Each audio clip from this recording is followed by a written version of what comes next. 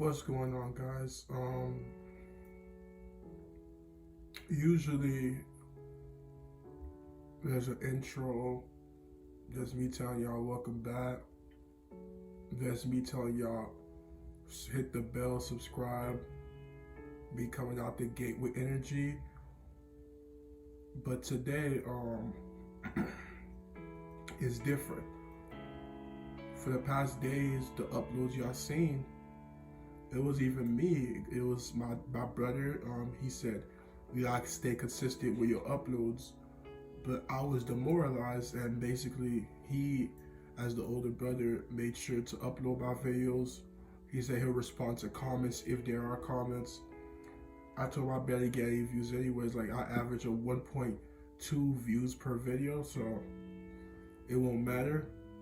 But I have been getting more attention per video. But today is something different because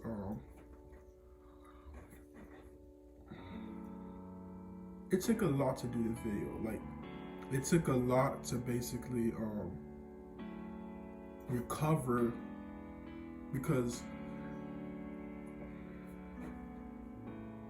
sorry, see, it took a lot to recover after getting the news. So around Father's Day last Sunday, you guys began this Tuesday, and this happened last Sunday, not 2 days ago, but last Sunday on Father's Day, I got the news that my dad died in Haiti. And when I first got the news, what makes it so, like, I would say annoyingly hurt is just things like that. Earlier this year, we got the news that my dad died in Haiti. Then it turns out to be, oh, it was somebody else with the same name as my dad, who's connected, who they found basically with the same name. He the one that died, but my dad's okay. And for me, I'm saying, what type of game y'all think this is? Me nearly going crazy, and then my mom basically giving me the news to calm me down, things like that. And it was just like, I have to get in contact with him. I have to reach out to him, and I have to basically talk to him to basically, like, so if it did happen, like, you get me. And the last time we talked, I was telling him, like, take care of himself, take care of his body, live healthier, things like that. And I was telling him what things with mom is, how I am, how this coronavirus is, this COVID is basically going crazy, and all these things that's going and things like that. And he was like saying, take care of myself. He said he will. And I want y'all to understand how big of a factor my dad was in my life. Like, today, there's not even no sunglasses, because for the first time, I want y'all to see and hear me out. And it's just like, this video is, I'm doing it because the counselor that our family, they sent to see, said it's good to express yourself how you feel. And I was demoralized. Like, I was crying, I could barely sleep, I wasn't focused. It was a different energy, a different vibe. I got that Sunday. Monday I was depressed. Tuesday I was depressed. Wednesday I was depressed. Thursday I was depressed.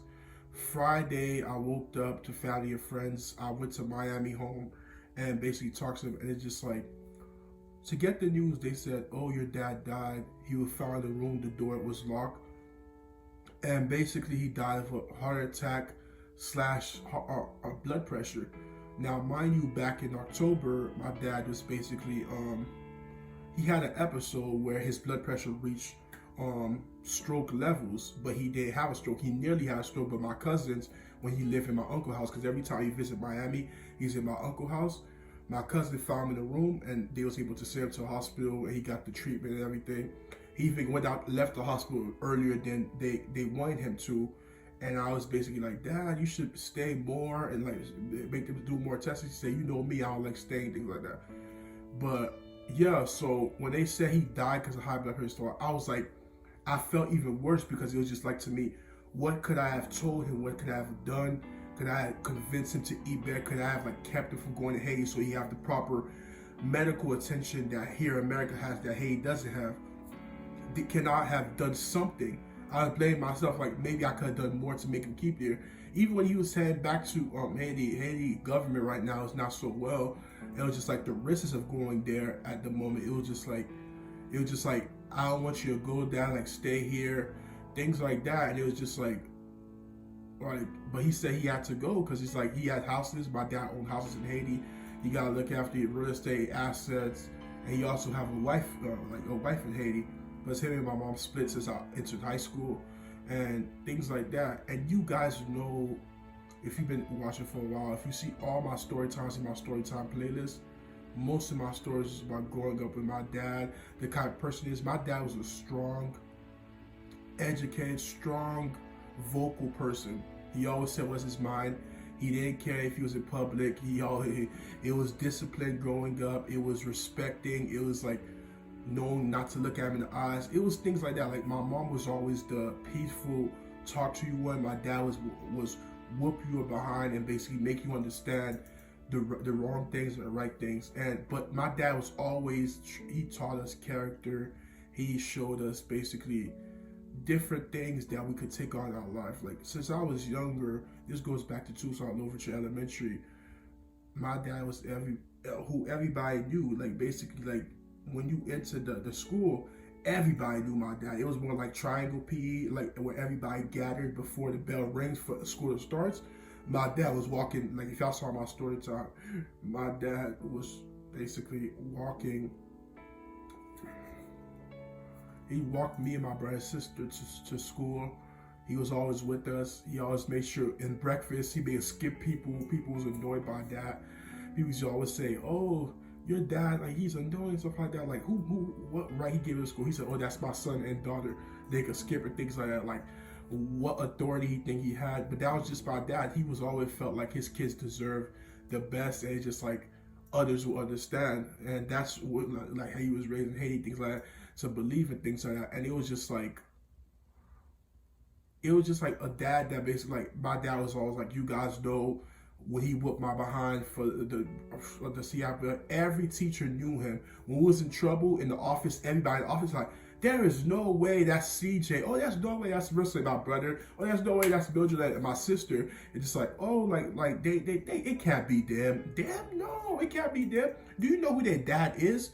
Like Marcel and Jarvie, like my dad, like Marcel, like he will end those kids' life. It's better that just don't suspend them, just give them another chance. Do you know who their dad is? Everybody in school knew, the security guard, the lunch ladies, everybody knew who my dad was. He always made sure he was there with his kids in the morning. The students knew who my dad was. That's why when I broke the announcement, everybody knew what I was going through, who grew up with me, elementary school, things like that. It was just like, my dad was a huge part of my life. Like, even though him and my mom, their relationship wasn't so well, like I told you in stories past, like he did lay hands on my mom. They always argued. They always like that, to a point when they split up. But my dad is always my dad. Like he had his flaws. He wasn't perfect at all. I'm not standing here to tell he was a perfect dad, things like that. But he was a dad that basically, while I was growing up, he made sure his kids get education. He made sure his kids was never hungry. He made sure food was always provided. He made sure that we always was on our things. If anyone in school messed with us, our dad was first thing in the morning at the person's neck. I remember, if y'all remember that story time, my first life, when Johnny basically fought me and he beat my ass after school. And basically, my dad the next day made a whole scene. Everybody like, what's going on? They said, oh, it's CJ's dad. He's confronting Johnny. And he told Johnny, if you ever lay hands on my kids again, if I ever see my kid name your mention in my house again, Johnny, that you mess with them and you were the person responsible for them crying, for them hurt, or any way, I'm coming to the school and I'm gonna show you who I am. You're gonna learn today who I am, and I'm gonna show you who kids you messing with. Because if you think there's a joke, I'll show you what's a joke. My dad let Johnny know that to this day on, and let it be known to everybody. You mess with my kids, you mess with me, and it's a done deal. Security guard, someone who did security his whole life. So who came from Haiti and basically always grind hard. You remember the story time, my first trip to Haiti, the trips I took with my dad, age 6 or 7.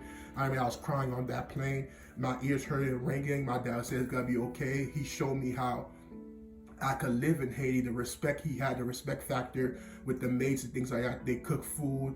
They made sure that I was good. My dad showed me the life that I could have. And basically, he always told his kids that when he's not here one day, all these houses, all the things he owned is under their name. He made like bank accounts he had for us, assets we have for us.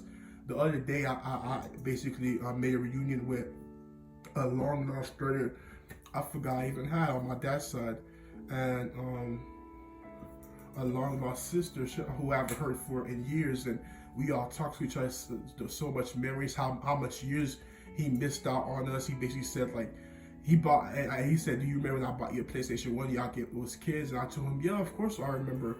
And he said, our dad made a whole big deal out of it, saying, "Oh, the kids barely gonna see you buying PlayStation 1. How they could trust that you gonna be in their life. I don't want you to buy anything for them anymore." My dad just always wanted the best for his kids. And he always shows that tough love. We all grew up with him having an embarrassing moment. Like y'all know, like basically like my dad was just like the fact he never seen him embarrassing you. He always seen like him doing for the better, him always things like that. You guys remember the story where somebody came to the house and basically tried to go in the back. My dad has a security guard said, "I'm gonna go get my gun," and he said, "You guys are messing with the wrong person." He was just that kind of dad. He was that dad that's just like vocal, strong. And when I heard heart attack and blood pressure, I was just like, that took my dad out. Everything, not COVID. Now you saying me that, like I refuse. It was hard for me to believe that. Hard for me to take that and like that really is what took my dad's life. And then the other day, come to find out, when I was talking to my long lost brother, he said he wanted to send pictures, but my sister, she's currently pregnant, and my mom didn't want to see the pictures. And then basically it was just like, "Do you want to see a picture? You want to send it to me?" And I said, "No, I don't think I can handle it." And he said, "Just to let you know," he said, like, "from looking at the picture right now, I don't think our dad died of natural causes." And I was like, "What do you mean he didn't die from natural causes?" He's like, "I think he was killed." That's my perspective from what I'm seeing. Cause he said, "I don't know how you remember, but he said, I think he was killed," things like that. And when they said they found my dad, in Haiti, there's these doors, and basically it's like you could go, like anyone who's outside cannot open the door. The only way to get in to that room is the person from inside is the only one that could enter. No one from outside could enter. And they did doors like that in Haiti to keep robbers and people that try to like steal or kill or things like that. Anyway, like that, there's no way in getting in to those rooms unless like the person from inside basically opens the door. And basically they had to break down and do like use mechanical machines, things like that, to break down the door. And they found my dad's body dead in his bed. And basically it's just like it was blood. Like my older brother said, it was blood. And I said, if it was high blood pressure, heart attack, there wouldn't be any blood. I was like we are trying to say. And then my mom said, like, for people who know Haitians, things like that, it's always the voodoo thing that sticks with us. It was more like, oh, she said your dad was in that stuff.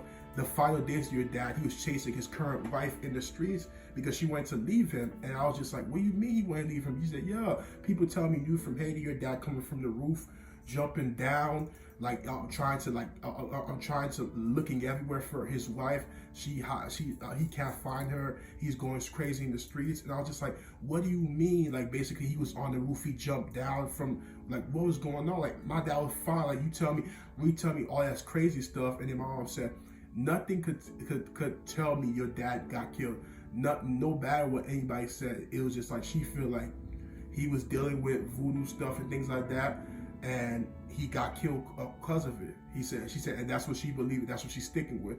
And I told her like what my older brother said. Angelo telling me like, oh, I think he was killed. The other people, and then us hearing high blood pressure. So at the end of the day, I don't even know how my dad. But like what my older brother said, he said, what can we do? He said he's dead, he's gone. He was our dad. We love him. But one thing we can't guarantee is we better get the assets. Because my dad owned 5 houses in Haiti. He said, we're going to get those assets. And as his kids, we're going to have to find a day to sit down together and discuss how it's going to be distributed. I don't want any of the houses. I said, me either. Like, the houses could have value, but what do we know about talking to people in Haiti, trading houses, giving away, selling it? So we said we got to leave that to professionals. But the fact is, it's just like us basically staying together as his kids and being the only ones to do it. Don't let others basically get in our business. peaceful and things like that, and we just had to find a way connected with my long lost brother and things like that. It's just like, just when y'all letting how important my dad was. I remember, like, if y'all saw the story times, y'all know the value of my dad was, and it's just like, I had to make sure that I was in a mental good place before I did this video, because like I was crying, I was demoralized, and if y'all see me strong now, it's just, it took a lot of support from family, friends, comfort, and that's why I was so happy. I went to Miami, I got back to Orlando last night. It was therapeutic. If I did go, I don't know if I could deal with my dad's death alone in my room here in Orlando, but it was something I never seen coming. Like, you always think of parents' deaths, you always like think of like it's in the back of your head, like from the life that we grew up, if the hard times and hard life we grew up from, but you always have in the back of your head, but you're just hoping for the best and that it never have to come. It's just like the fact that he was 70 years old. His birthday was January 10th, 1950 to 2020, and the things we dealing with in the world with COVID and Kobe's death and top huge celebrities dying, and basically now my dad, it's like, what more can I take, or what more can we take to at this point?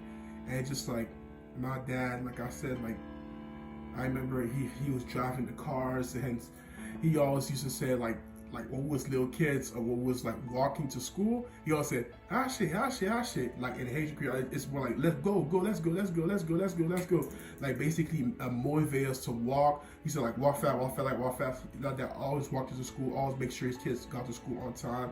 And he made us compete with each other to see who walked faster, who could get to school on time, quicker. Made laughs like that. Always talking about when he used to be in the bathroom shaving. My dad was like, my hand, he had that shaving. He basically like, yeah, my dad just didn't care. Like the way he dressed, the way he presented himself, it was more like he didn't care about thoughts of people. He didn't care what others had to say. He was vocal, things like that. And it's like, you never see someone like him going down like that. But it happened, and it's just like, it was hard for me, like really hard. And it's just like, how do I process this? How do I accept this? And dealing with family, things like that, is something, it's gonna take me a time to recover. All I know is I won't be the same, but I'm still here. I'm still gone. With my dad's death, it's more like now knowing what the goals, what the focus is, how precious life is. If you have those in your life, take care of them, love them, show them you appreciate them every single day, especially in times like this. We need more love now, more than ever, than death and killings and hatred. We need more love in the world and more appreciation, so it's spreading more. So yeah, I just want to share this. This was not made for attention, for anything like that. It was just me expressing to let y'all know, to basically, like my counselor said, like, just let all that out. I said, what more can I let down there on my channel, and just to let people know. But I just want to say, I appreciate all of y'all. Thank y'all for listening to my story. Thank you for listening to the guy my dad was, and who he was, how he died, and what I had to deal with. And thank you guys. Take care of yourselves and each other and everything like that. Be easy. Yeah. Most these niggas ain't tryna see you win, and I can't trust nobody, not interested in being friends. It's free all of my niggas till my niggas free again. When in blind